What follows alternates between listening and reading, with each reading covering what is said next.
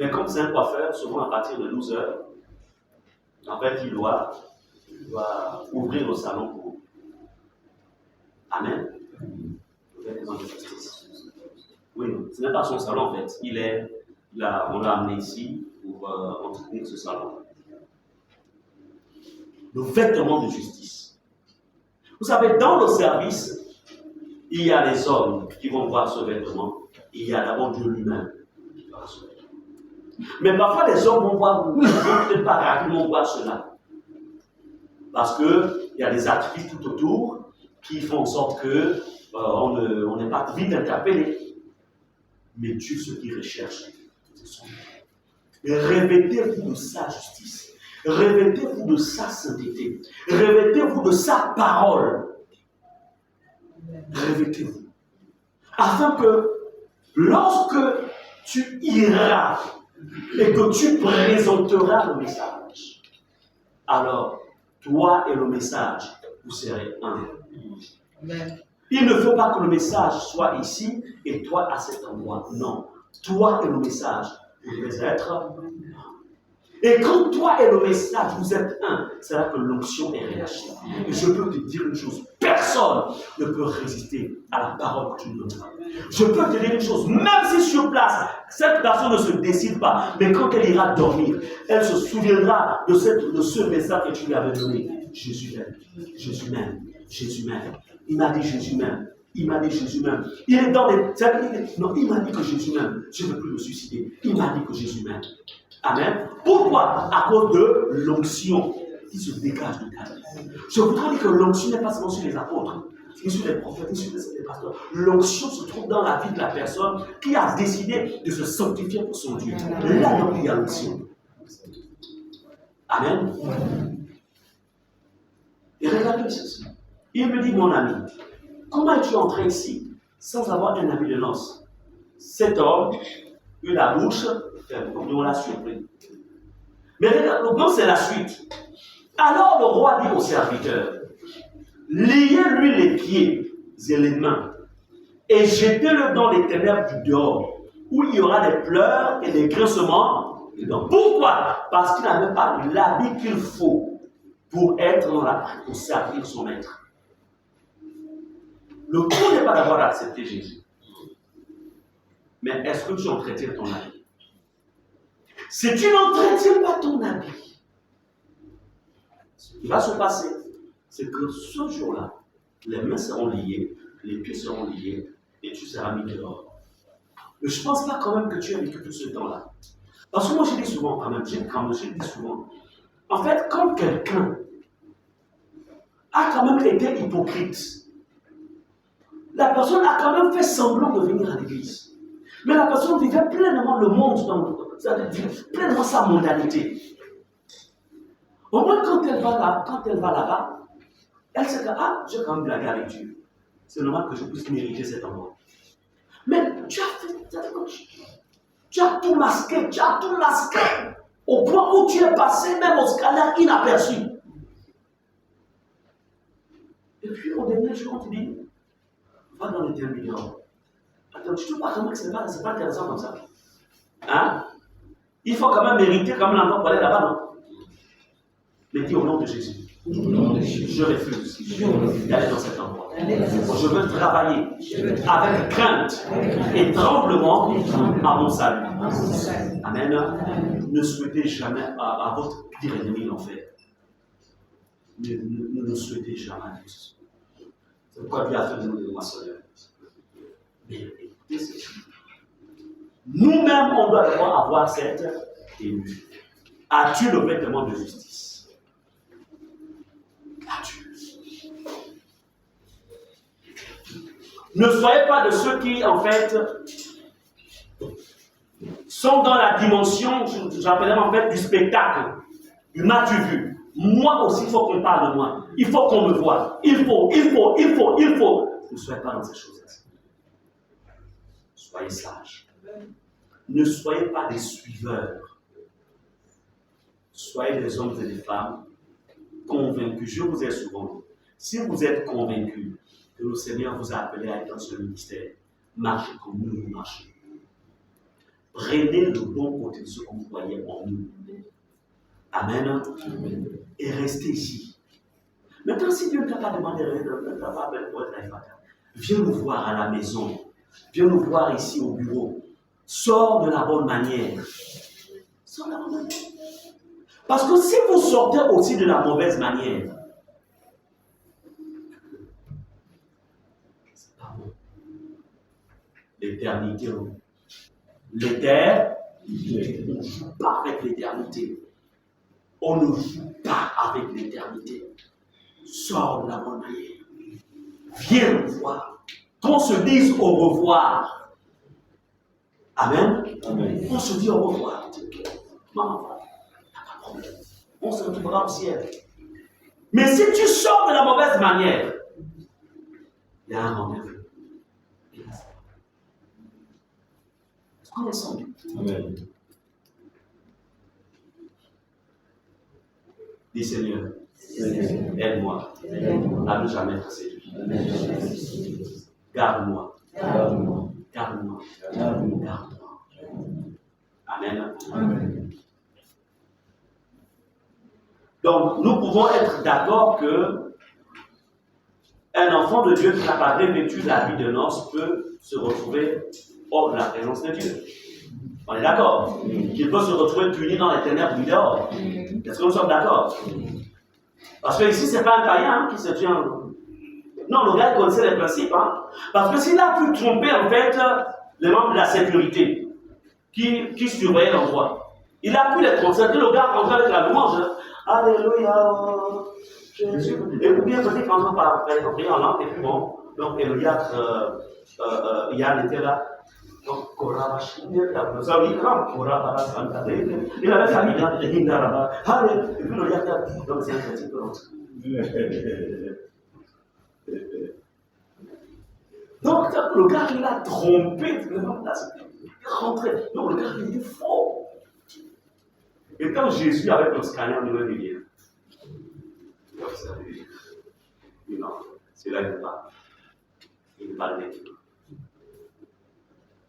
Vous comprenez ça? Ouais. On peut nous tromper.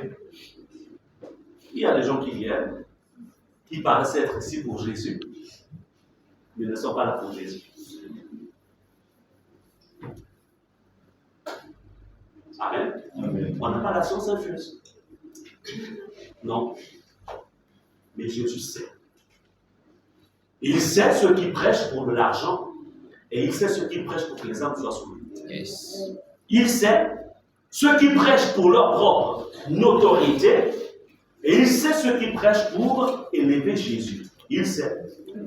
Mais vous et moi, nous ne verrons peut-être pas forcément cela. Et Jésus sait. Ne l'oubliez jamais. Faites tout pour servir nos seigneurs en ayant votre vêtement de justice. Amen. La sainteté. La sainteté. Haïssez nos péchés. Haïssez nos péchés. Le diable utilise aujourd'hui beaucoup la télévision. Avec l'histoire de Hippie Commence. Les chaînes sont gratuites. Hippie TV. Regarde le temps que ça prend. Et il propose combien? 1000 chaînes. Hein? Attends, tu as 1000 chaînes à la maison. Tu n'as que 24 jours. Tu fais comment pour les suivre? Voilà comment le diable vole le temps des gens. Tu vas là-bas, tu vas là-bas, tu vas là-bas, tu vas là-bas, tu vas là-bas. Et au moment où tu vas essayer de lire la Bible sur le sommet qui arrive. Et sans oublier qu'il y a aussi le là, on a même déjà les Wi-Fi dans la maison. Voilà comment le diable travaille. Tout simplement, il faut voler le temps des chrétiens pour que nous ne lavions pas nos robes. Que nous ne veillions pas à ce que nos robes soient propres. Je ne veux pas dire qu'on doit répartir en fait à l'âge de la pierre taillée, c'est pas ce que je veux dire. Mais on doit être extrêmement discipliné. Amen. Bien aimé, je vais conclure avec ce passage. Dans Matthieu chapitre 5, verset 1 à 2, je vais lire la parole de Dieu. Voyant la foule, Jésus monta sur la montagne et après qu'il se fut assis, ses disciples s'approchèrent de lui Puis, ayant ouvert la bouche, il les enseigna et dit, heureux les miséricordieux, car ils obtiendront miséricorde. Nous sommes en train de voir quoi? Nous sommes en train de voir le caractère des moissonneurs. 1. Tu dois être miséricordieux. Quelqu'un qui est miséricordieux, c'est quelqu'un en fait, qui est rempli de compassion pour les autres. Il sait comprendre les problèmes des autres. Et il est prêt à aider les autres. Sa vie, il vit pour Dieu, mais il est aussi au service. Heureux les miséricordieux. Quand tu vois ton cœur, tu es à quel niveau de miséricorde? Aujourd'hui, on devient, comme je disais au début de mon message, on devient plus des juges. On juge beaucoup. Mais Dieu dit, soyez miséricordieux. Amen. Parce que pendant que toi tu juges, tu vas remarquer que dans ta vie, il y a un domaine aussi qui n'est pas normal. C'est vrai. Même si que c'est tout petit comme ça, mais c'est toujours pas normal. L'autre c'est plus big, c'est peut-être grand, ton problème est grand, mais toi c'est tout petit. Mais le tout petit là peut t'empêcher dans un endroit. C'est pourquoi tu dis, ne juge pas. C'est vrai, c'est maintenant, c'est pas intéressant, c'est que la personne mais ne juge pas. Si tu peux aider la personne, aide la personne. Maintenant, ne pas juger, il ne faut pas liquer dans le péché, c'est pas ce qu'il avait dit. Parce qu'on doit faire la différence. Jugement signifie condamnation. Mais dire que tu es dans le péché, c'est lui révéler son état réel. Tu es un fornicateur, il faut changer. Tu ne juges pas. Tu dis que tu es un fornicateur. Si tu ne changes pas, tu vas périr là-dedans. C'est ce qu'il a dit, tu ne juges pas. Est-ce qu'on est ensemble? Parce qu'après, on va commencer à dire maintenant, mais attends, on va pas dire qu'on ne va pas juger, donc il est dans le. Non, nous sommes là pour nous entraîner. Heureux les miséricordieux. Donc, dans cet état-là, ton cœur fait tout, tu jeûnes, tu pries pour qu'il sorte de cette situation. Amen. Miséricorde. Alors, la Bible dit aussi que nous sommes le sel de la terre. On ne dit pas que tu as le sel, mais nous sommes le sel. C'est-à-dire que ta présence quelque part, en fait, doit changer l'atmosphère. Ta présence quelque part doit rassurer. Ta présence quelque part doit susciter l'espérance. Ta présence quelque part doit créer, en fait, doit donner du goût à ce qui se fait. Amen. C'est ça le sel. Le sel de la terre. Mais si le sel perd sa saveur, avec quoi? La vie en tombe. Il ne sert plus qu'à être jeté dehors et voulu au pied par les hommes. Wow. La Bible dit que même si nous sommes le sel, on peut perdre notre saveur. Comment? Tout simplement en se détachant de celui qui est le sel. Si tu te détaches de Jésus, tu vas perdre en fait tes attributs. Vous êtes la lumière du monde. Je parle là-dessus. Une ville située sur une montagne ne peut être cachée. Ne cachons pas Jésus. Ne cachons pas sa sainteté. Je me souviens dans une affaire, et puis j'avais donné ma parole. J'ai dit non, vraiment ce dossier-là, vraiment, ça te revient, ne t'en fais pas, ne t'en fais pas. Là, moi, je suis amusé ça. Quand je rentre là, je comprends que, le je me comme ça, il est quand même pas. Et puis je rappelle la personne, je dis, non, on se retrouve avec la personne, et je dis, moi, en fait, en vérité, il faut quand même revoir le prix à la hausse. Moi, je comprends parce que il pasteur, vous avez donné votre parole. Quand elle a que la D'accord. D'accord. Et elles ne sont même inversées. Mais n'était pas dit que toi, oui, soit oui. Je n'ai plus parlé. Je suis resté. Oui. Prochainement, la prochaine, comme ça, j'ai pris sa rage. Alors, toi, tu vas parler à ma place. Parce que moi, quand je ne parle pas bien. Je parle comme un pasteur.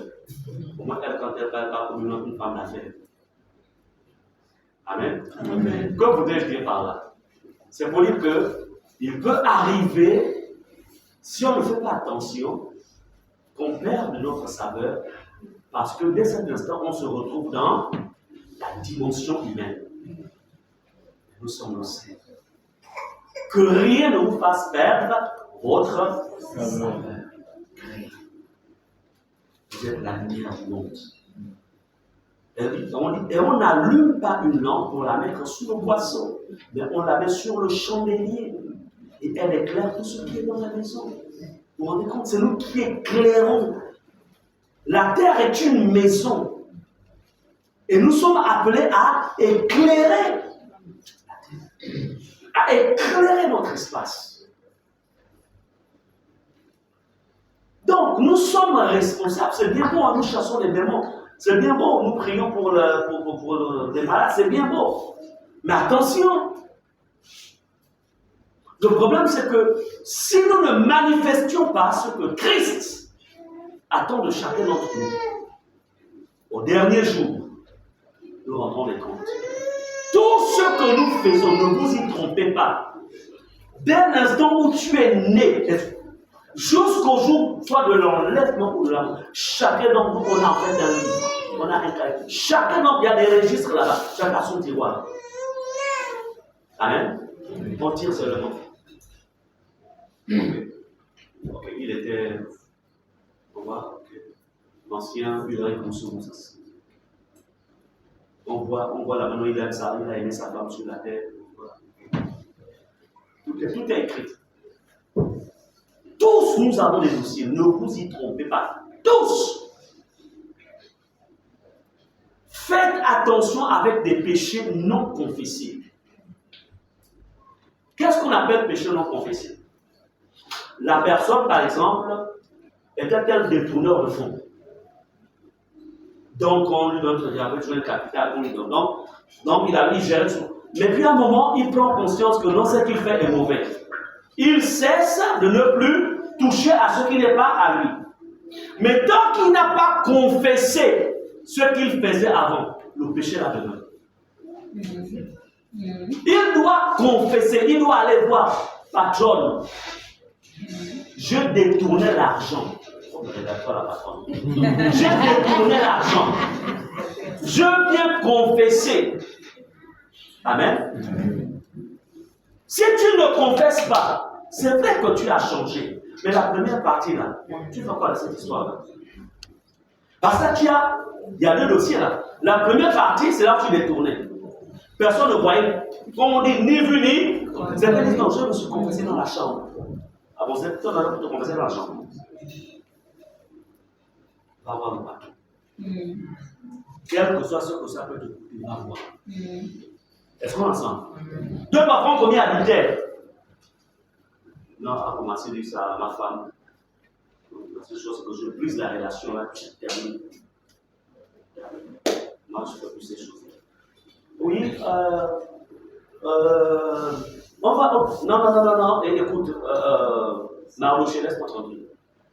Moi, j'ai décidé de suivre Jésus, c'est terminé. D'accord. Mais la partie où tu trompais ta femme là, on appelle ça, tu as trahi l'alliance, la partie là. On fait quoi? C'est bien que tu as changé, c'est une autre chose. Mais la partie là, tu fais quoi de ça? C'est inscrit dans le livre de condamnation là-bas. Même si tu as changé, mais la partie où tu te trompais là, tu n'as pas confessé. C'est écrit. Vous comprenez cela? Mais c'est comme ça que beaucoup vont se retrouver, vont s'étonner, se dire ah! Mais c'est bien, j'avais changé. Oui, mais tu n'as pas confessé. C'est vrai que tu as changé. Mais tu as péché contre l'alliance. Tu as vécu dans le mensonge. L'autre a cru que du début jusqu'à maintenant, tu n'as jamais triché. Est-ce qu'on est ensemble? Donc, les enfants, quand vous êtes enfant de Dieu, là, quand tu rentres dans la chambre de papa et maman, quand tu prends les 100 francs que tu vas sur la tablette, tu confesses. Quand tu ne confesses pas, même si tu as décidé de changer, quand tu ne confesses pas, le péché là est là. Voilà pourquoi la Bible nous dit qu'au jugement du grand trône, non, il y aura les grands. La Bible de l'apôtre Jean dit il vit les grands et les petits. Les petits sont les enfants. Donc, ce n'est pas parce que tu es enfant que tu penses que le jugement ne va pas toucher. Confesser le péché. Déclarez ce que vous allez faire. Amen. C'est important. La vie du ciel vaut mieux que tout. Je préfère perdre sur la terre. Si ma confession doit me faire perdre mon travail, je peux faire perdre mon travail. Mais au moins, j'ai été juste envers le Seigneur. Amen. Et parce que j'ai été juste envers le Seigneur, il me redonnera un autre travail. Mais je ne veux pas vivre dans le feu. C'est pourquoi on dit ici, on n'allume pas une lampe pour la mettre sur le boisseau, mais on la met sur le chandelier et elle éclaire tous ceux qui sont dans la maison. Verset 16, que votre lumière luise devant les hommes, afin qu'ils voient vos bonnes œuvres et qu'ils glorifient votre Père qui est dans les cieux. Donc, voici ce que je nous dit ce matin, il y a un caractère. Un moissonneur a un manteau, a un revêtement. Parce que le travail que nous sommes appelés à faire est un travail dans lequel nous sommes appelés à être récompensés. Et pour être récompensé, il faut avoir travaillé selon les normes, de Dieu. Je me souviens que lorsqu'on était encore sur l'école et que le professeur, en fait, vous donnait une méthodologie pour résoudre une équation, alors toi, dans tes recherches personnelles, tu as découvert une autre manière de pouvoir résoudre cette équation-là. Et lorsque tu ne fais pas comme le prof t'a montré, il s'arrange à te donner 0. Et tu dis, mais monsieur, mais j'ai trouvé, mais tu n'as pas suivi la méthodologie. Est-ce qu'on est ensemble? C'est pas vous avez été victime de ces choses-là aussi.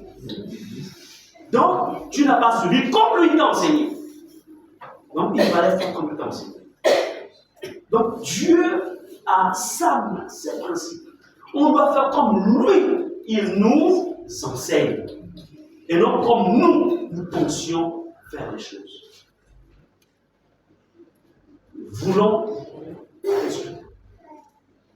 On ne peut pas emmener des âmes ici.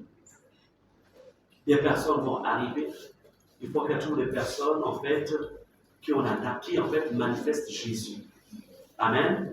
Manifestent l'amour de Jésus. Manifestent la vie de Jésus. Manifestent le caractère de Jésus. Et dès cet instant, ce qui va se passer, c'est que ces personnes-là comprendront qu'en fait, je suis dans un endroit où Jésus est réellement élevé. Jésus n'est pas d'abord élevé dans un endroit parce que, tout simplement, les personnes tombent à chaque réunion. Ou parce qu'il y a toujours de l'électricité dans l'air. Mais Jésus est élevé quand la vie de Jésus est manifestée dans la vie des fidèles, dans la vie des collaborateurs, dans la vie des anciens, dans la vie des diacres. Amen. C'est sûr. Nous allons nous lever.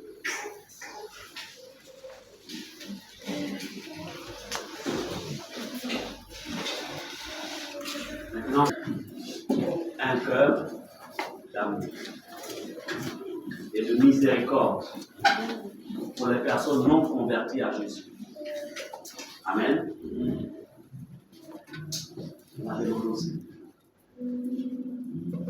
C'est lui qui dit, lorsqu'il appelle, il équipe. Lorsqu'il appelle. Il nous appelle à être des moissonneurs. Seigneur, équipe-moi de ton amour. Cet amour sacrificiel. Équipe-moi de ton amour. Cet amour qui se donne. Équipe-moi de ton amour. Donne-moi un cœur de miséricorde, un cœur qui ne juge pas. Amen. Amen. Tu vas lever ta voix et tu vas prier au Seigneur. Seigneur, ce matin, nous venons dans le nom de Jésus.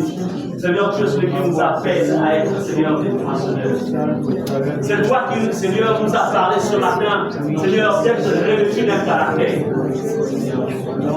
Et tu as détaillé, Seigneur, ce matin, les différents points, Seigneur, sur la réalité du caractère que tu peux voir dans ce monde. Parce que tu ne veux pas que nous travaillions en vain. Seigneur, ce matin, ta parole nous a dit que car tu as tant aimé le monde. Seigneur, tel amour, parce que toi-même tu es Dieu. Et ce matin, notre Père et notre Dieu, nous te demandons, ô Dieu, de venir nous remplir de cet amour. Seigneur, nous refusons de travailler avec, Seigneur, l'amour humain. Nous voulons travailler avec l'amour divin. L'amour divin. Oui, Seigneur, c'est ma prière. C'est notre prière. C'est ma prière. C'est notre prière. Élève la voix, élève la voix, élève la voix. Et que les chances comment nous entrer dans ce moment. Comment nous demander un son qui va nous aider comment à traiter avec nous ce matin. Donne-moi la capacité de partager. Donne-moi la capacité